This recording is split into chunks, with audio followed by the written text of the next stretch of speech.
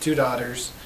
My oldest daughter doesn't listen to the same kind of music as me, despite her great upbringing musically. My second daughter came along, and she's my musical soulmate. I taught her everything that I know on guitar, and she's already bypassed me. Skyler was very good with guitar right from the start. I was amazed at how quickly she picked it up, and she just kind of had a second sense for it.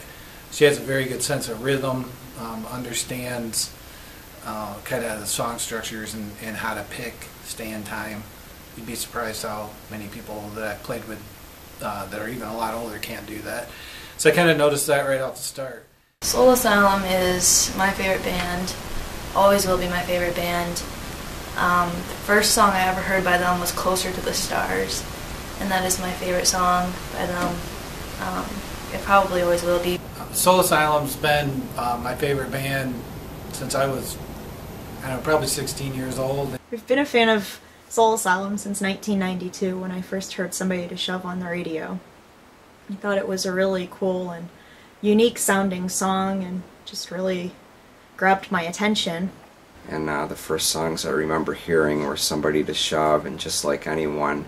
And then the next year later, I remember the Victoria Williams benefit album came out, and I remember the Summer of the Drugs from that album. After that, I heard Black Gold and, of course, Runaway Train. Ended up buying the Grave Dancers Union album and listening to it all the time, start to finish. I was 11 years old when it came out and just really became a huge Soul Asylum fan. Bought all their previous albums and eagerly awaited all of their new releases. Closer to the Stars, I sang at my 4th grade talent show in elementary school. My dad played the guitar and I sang it.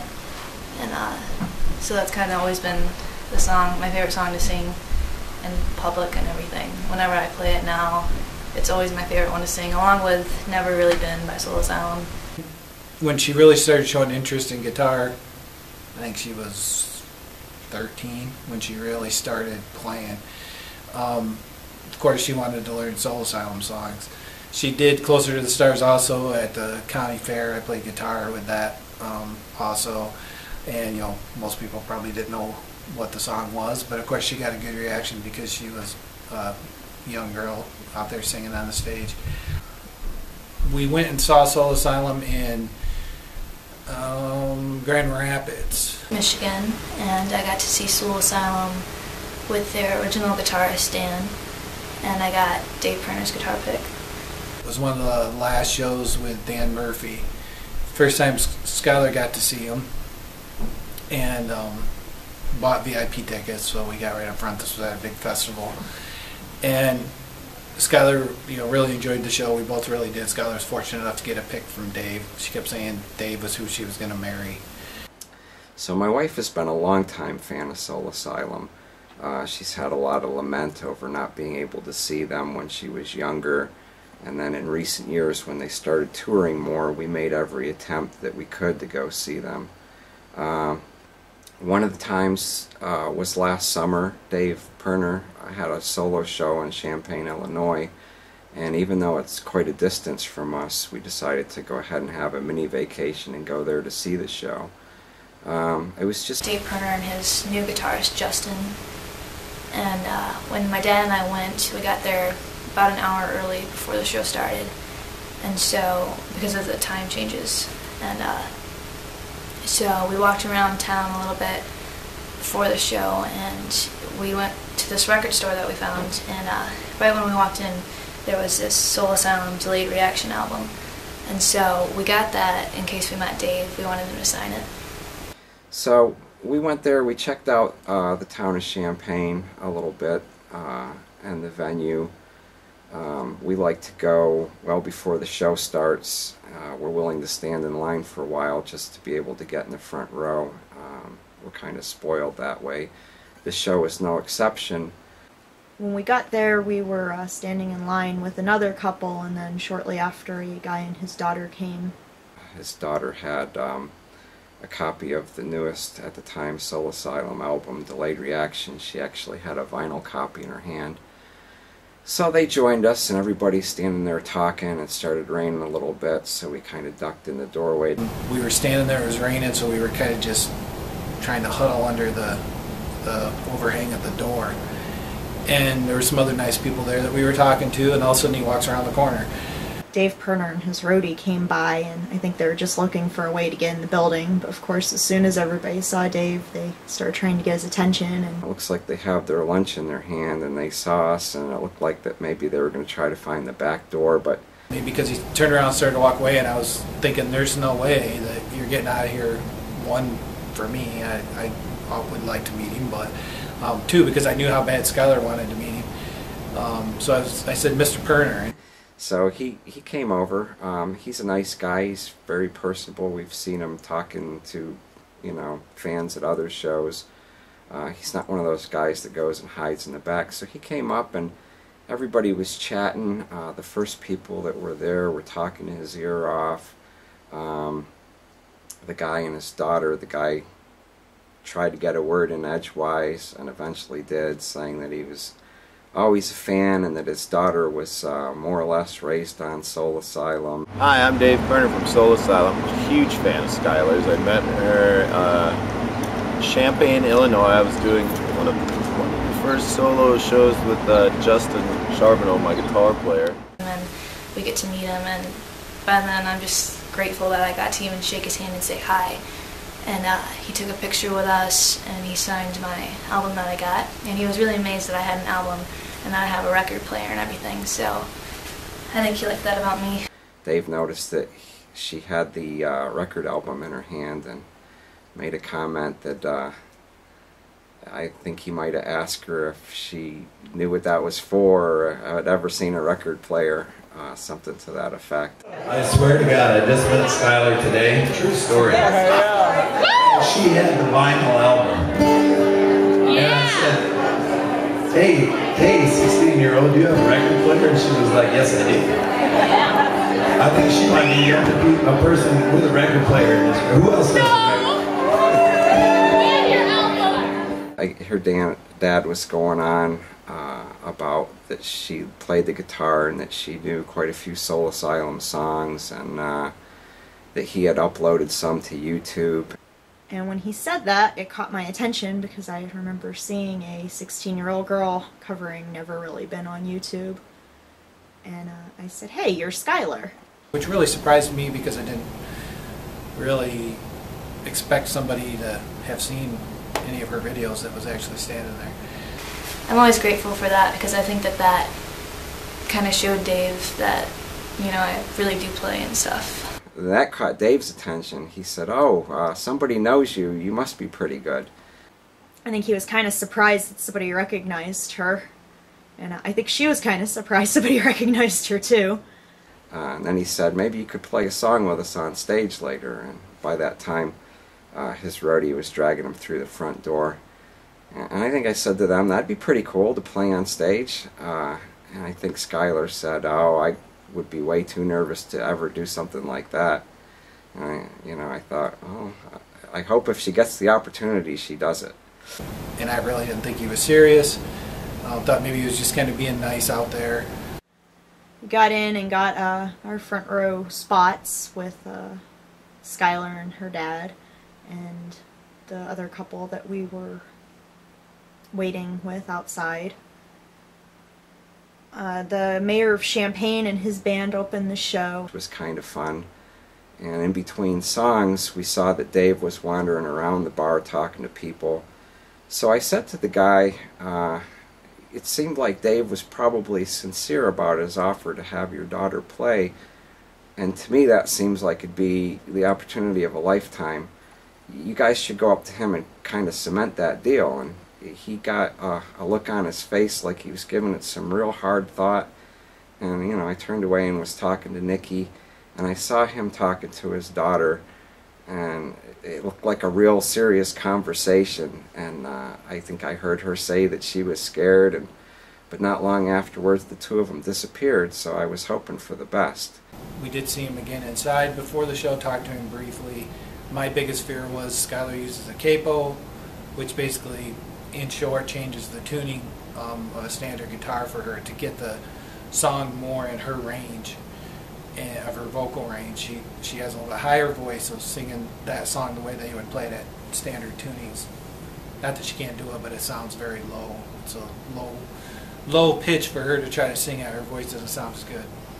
So I mentioned that to Dave. You know, are you serious? You know, and I really didn't know what he was planning on. If he was planning on just having her sing while he played, or what was going on. I really didn't expect him to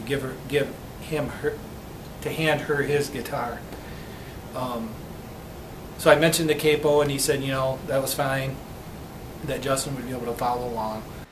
So we watched the show. It's a real good show. They did some fun cover tunes. About midway through the show, Dave came to the edge of the stage and started pointing at Skyler and reached his hand out to pull her up.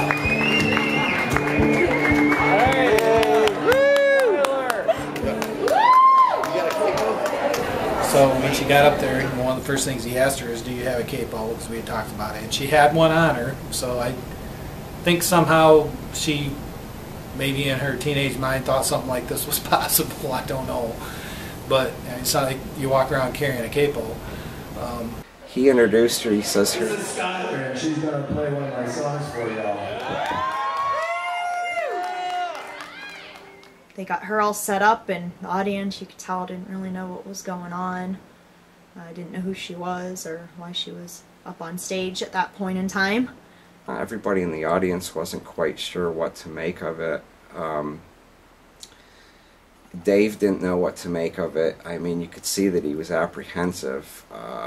Nikki and I were apprehensive because this had all the makings for a train wreck. I mean, it's sort of a bold move to do. But I'm also kind of really nervous for her, you know. And I've seen her perform many times. She's performed many times around this area. And I knew that she could do it, but in that type of setting. And, you know, probably the hardest thing is when you've got one of your biggest musical influences sitting there watching you play their songs. You know, you're really going to wonder, what do they think? Do they think I'm doing a good job with their song?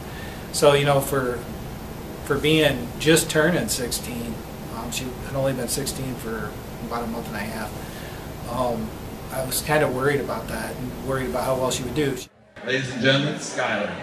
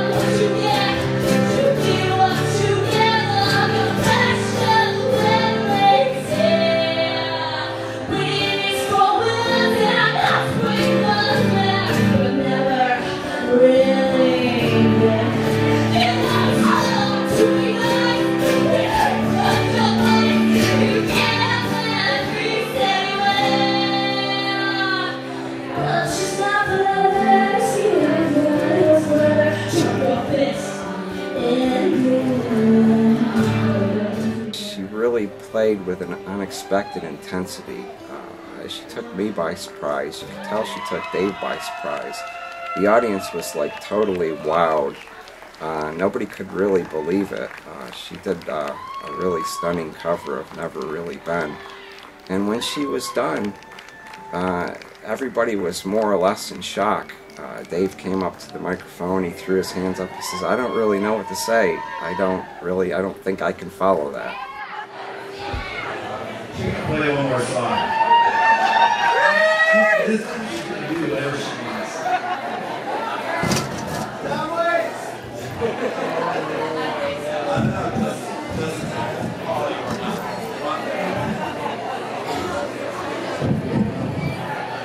And she asked him if she could play Closer to the Stars, even though he had already played it earlier in the day.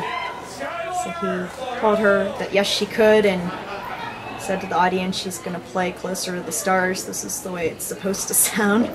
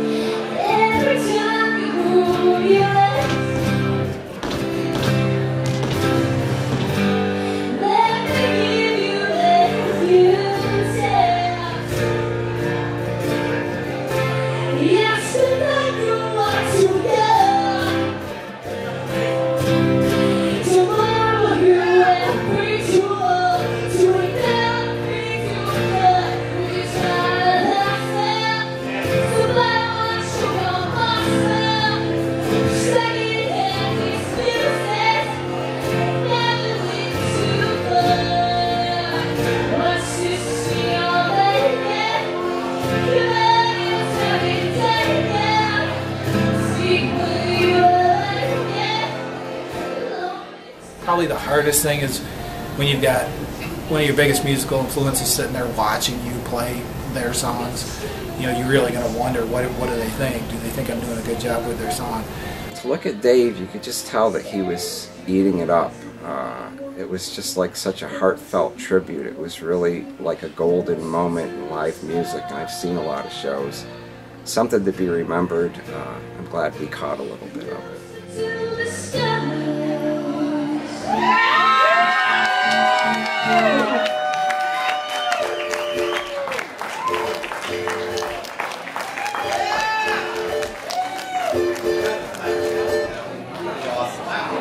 Why would you want to listen to me when you want to play the rest of the set? Yeah, come back up for something that you know.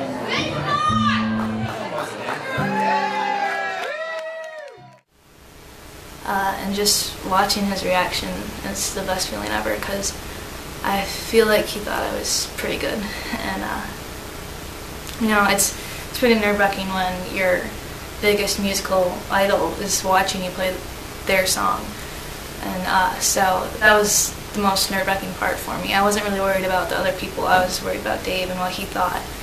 And so I think he liked me. She's up there with, you know, the person I respect the most in music, who I was just happy just to meet and shake his hand and say hi.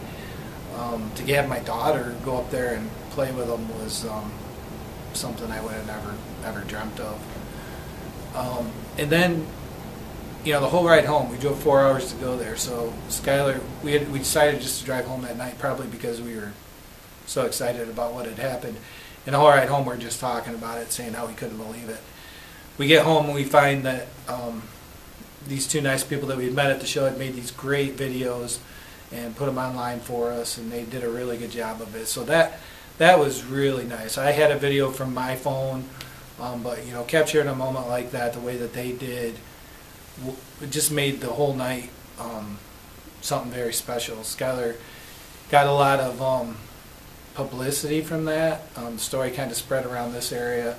News crews came, did stories with her. You know, she was on the local news channels, and the newspapers did articles on her and things like that. A few months later, we drove down to Detroit to see Soul Asylum there, and it was, you know, a bigger show. It was this big festival, so there was this big stage. And before they went on, I saw Dave come around the corner by the stage, and I waved at him, and he waved back, and I didn't really know if he remembered me or if he was just being nice. You know, it was kind of hard to tell. And while they were playing, you know, he kind of looked at me and smiled a couple times, and same with Justin, their guitarist. And so I still didn't know if they remembered me or not. But towards the end of that set, he pointed to me and he said, "Security dude, grab that girl and have her come up here." And I was like, oh my gosh, because there's at least over 2,000 people there. She came on stage and did Closer with me at some big show somewhere, and she was just singing on the mic and I was playing acoustic guitar.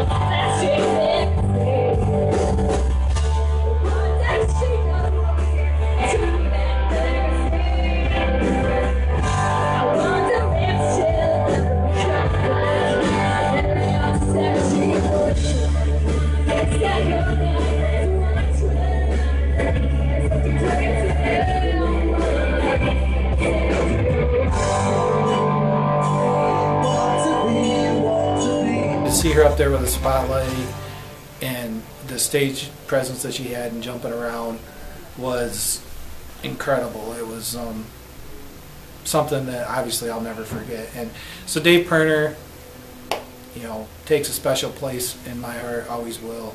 Not only for what he's given me without even knowing it or really caring musically throughout my life, but for what he did for my daughter. I did tell him after the show in Illinois, I told him thanks, and that was one of the nicest things anybody had ever done for me personally, to do that for my daughter. Let me get you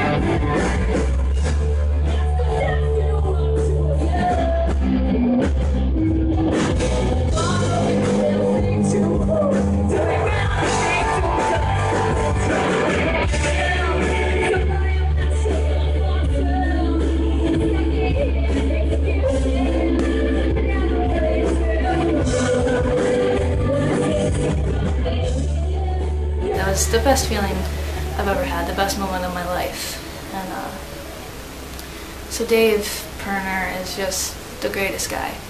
I mean, he really is. Just to make somebody's, you know, dreams come true. Like for me, you know, just if I ever do become someone that is a musician, like a big musician like them, I hope that I am like Dave, because, you know, he really did make my dreams come true, you know, the cliche. And I will always be grateful for him. I mean, he's so great.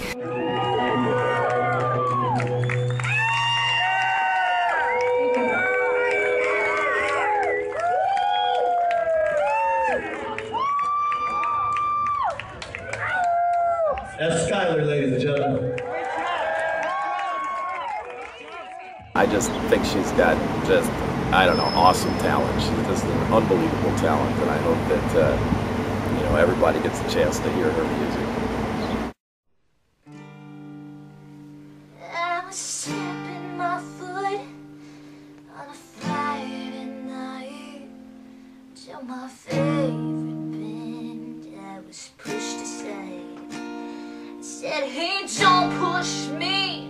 No one pushes me. When I was face to face with the one I admired, and she gave me this look I could not believe. And the cold stare remained. I wanted to leave. See, I do believe anger is offset by sorrow. What you destroy today, you might regret tomorrow.